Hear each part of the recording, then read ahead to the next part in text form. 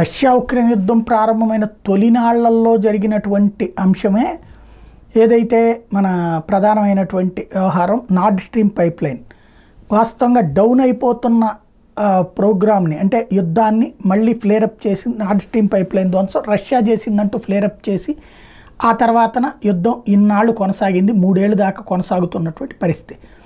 అయితే ఆ Nord stream pipe line ధ్వంసం మాకు సంబంధం లేదని ప్రకటించిన రష్యా దానికి కారణం ఉక్రెయిన్ అమెరికా అని అప్పటి నుంచి చెప్తూ వచ్చింది. అదే సందర్భంలో లేటెస్ట్గా జర్మనీ చేసినటువంటి, ఎందుకంటే జర్మనీకే అదంతా పోయేది ఆ పైప్ లైన్, జర్మనీ చేసిన పరిశోధనలో కూడా ఇదే విషయం బయటపడ్డటువంటి అంశము స్పష్టమైపోయింది.